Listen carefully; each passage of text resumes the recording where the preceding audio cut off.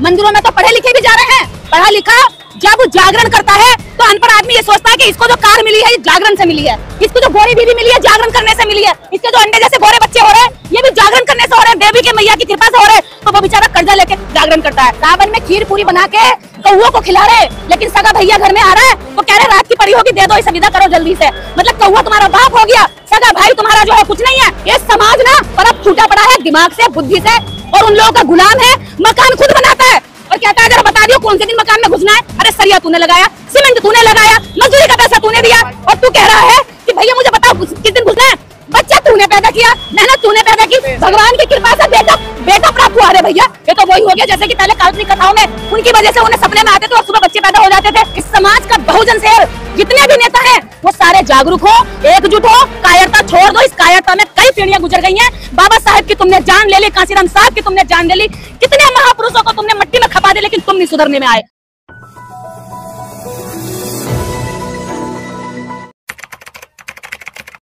समय को पहचानते हैं ना सब डॉक्टर। तो देखिए समय को पहचानने वाले ये मौका परस्त जो लोग हैं, ऐसा नहीं है। ये तो उस कदर कुत्ते चित्ते के इन्हीं के सामने जाति की गाली दी जाती है और ये मुंह बना के बैठे रहते हैं, कहीं हम बोलेंगे तो पता चल जाएगा कि मैं यही हूँ, क्योंकि वो छुप के रहते हैं और गालियां खाते रहते हैं। अपने ही सामने उन्होंने स्वाभिमान अपना जमीर गिरा दिया है।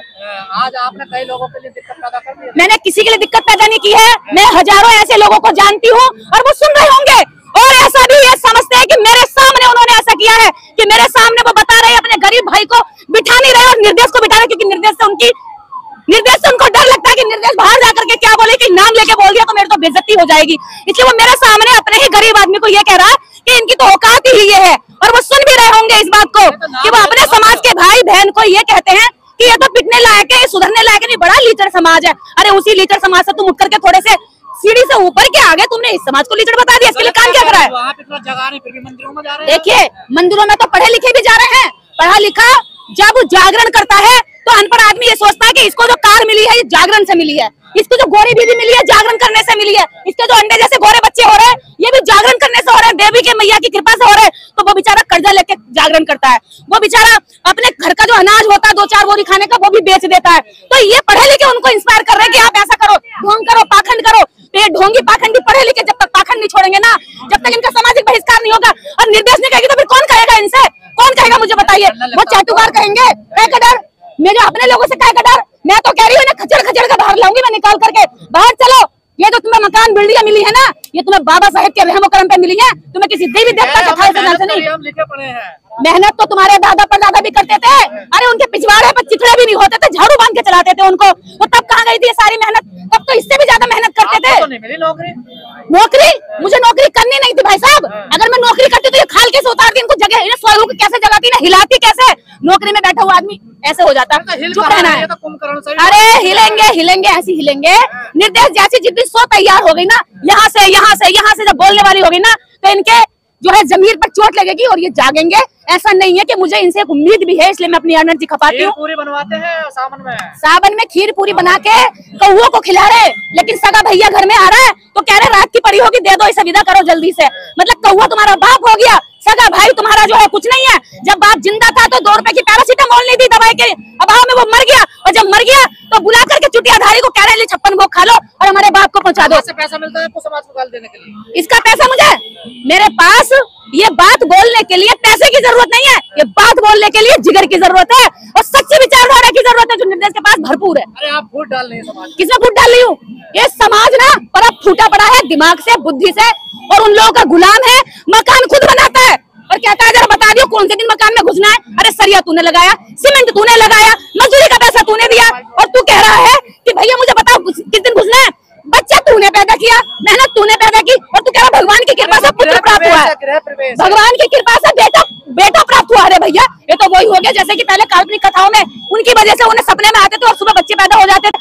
भैया तुम्हें जो तुम्हारी मेहनत है उसे अपनी मेहनत बताओ, उसके लिए नाम तुम उनसे रखवाते हो अपने बच्चों का, पैदा तुम्हारी बीबियां करती हैं, अपने बच्चों का पहला भोजन कब खिलाना वो तुम्हें बताते हैं। तो तुम सुबह से लेकर शाम तक जिनके गुलाम हो उनके खिलाफ बोलने के लिए तुम्हारे पास हिम्मत चाहिए, और वो हिम्मत देने के लिए मैं खड़ी हूँ, डरो मत। सोल्यूशन क्या है सबका? सोल्यूशन ये है बाबा साहब का साहित्य पढ़े और सच्चाई से पढ़े, ईमानदारी से पढ़े, अपने समाज के प्रति दर्द रखें। तुम्हारा गरीब समाज जहाँ से तुम उठ के आए हो तुम उस संख्या की वजह से तुम्हें रिजर्वेशन मिला है, तुम्हारा गोरा चेहरा देखकर या तुम्हारी योग्यता देख करके नहीं मिला है। तुम्हें रिजर्वेशन यदि मिला है तो सांसद भी बैठे हैं, तो रिजर्वेशन संख्या की वजह से मिला है कि हमारी संख्या इतनी है। तो तुम्हें जो मिला है इसको समाज को पे बैक करो। तुम्हारे हिस्सेदारी जैसे मिली है उसमें हिस्सेदारी समाज की भी बनती है, तुम्हारे बीवी बेटा की नहीं है। इसमें तुम्हारी जो जिम्मेदारी बनती है उसको समझो, वरना आने वाले समय पे तुम्हें जूते मार मार के ना घरों से निकाल करके यही आरएसएस के लोग भगा देंगे और सबसे पहले तुमसे छीना जाएगा। क्योंकि गरीब का क्या लूटेगा, उसमें तो कुछ लुटने के लिए है नहीं, वो तो मजदूरी करता रात को खाता है। इकट्ठा तो तुमने कर रखा है, सबसे पहले तुम्हारा लुटेगा, इसलिए तुम पहले जाओ। दीदी मूल सवाल पर आते हैं, 2024 में चुनाव होने वाला है, एक गठबंधन बना है इंडिया, उसमें ना दलित है ना मुसलमान है, कैसे देख रही हैं?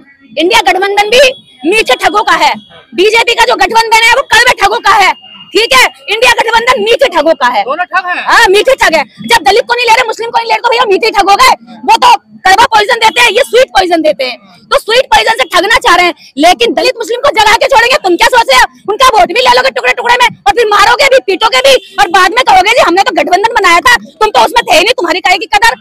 तो ऐसा नहीं है। इस समाज का बहुजन से जितने भी नेता हैं वो सारे जागरूक हो, एकजुट हो, कायरता छोड़ दो। इस कायरता में कई पीढ़ियां गुजर गई हैं। बाबा साहब की तुमने जान ले ली, कांसीराम साहब की तुमने जान ले ली, कितने महापुरुषों को तुमने मिट्टी में खपा दे, लेकिन तुम नहीं सुधरने में आए। तुम्हारे सपने देख रहे हो क्या? देखिए प्रधानमंत्री क्यों नहीं बनेंगे? जिसकी संख्या ज्यादा उसका प्रधानमंत्री बनना चाहिए। लोकतंत्र तो यही कहता है, सपना क्यों देखेंगे? ये तो सच्चाई है, हकीकत है।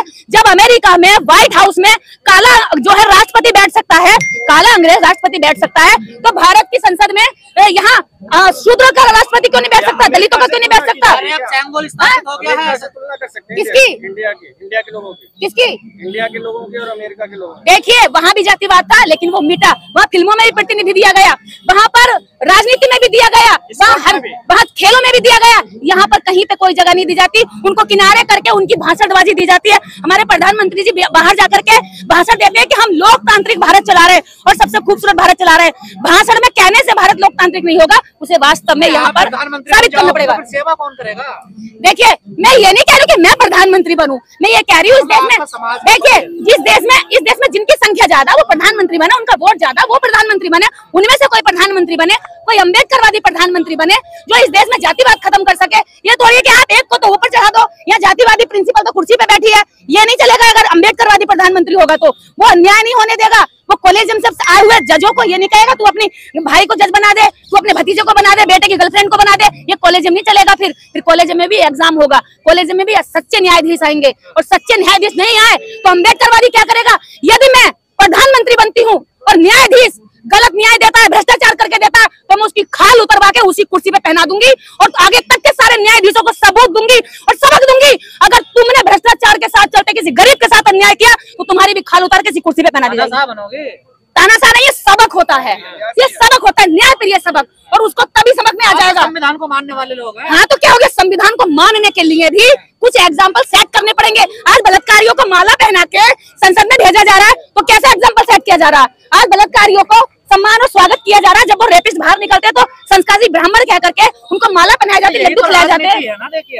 ये राजनीति नहीं है, ये इस देश का ब्राह्मणिज्म है, जिसकी चपेट में हम लोग पिछले 5000 वर्षों से, और ये खतरनाक वायरस है, ये एक ऐसा डेंगू मलेरिया कोरोना से भी ज्यादा खतरनाक वायरस है जिसकी आलोचना नहीं की जा सकती, जिसको सिर्फ खत्म किया जा सकता है। बिहार में लालू की पार्टी ने भी जो डीएम के हत्यारे, दलित डीएम के हत्यारों को तो अरे भैया, तो दिमाग, मैंने कहा ना, ये शरीर जो है ना शूद्रों का, अगर वो नेता ही बन जाएगा, शरीर तो शूद्रों का है, लेकिन यहाँ जो गोली का फायर चलता है ना, यहाँ से जो सोचता है वो ब्राह्मणिज्म विचारधारा है, उसी विचारधारा के खिलाफ है। हम किसी व्यक्ति विशेष के खिलाफ नहीं है, हम एक सोच के खिलाफ है जो गरीबों के ऊपर अत्याचार करने पर मुस्कुराती है, हंसती है और दूर से देख करके ये सोचती है कि हमने बहुत अच्छा काम कर लिया है।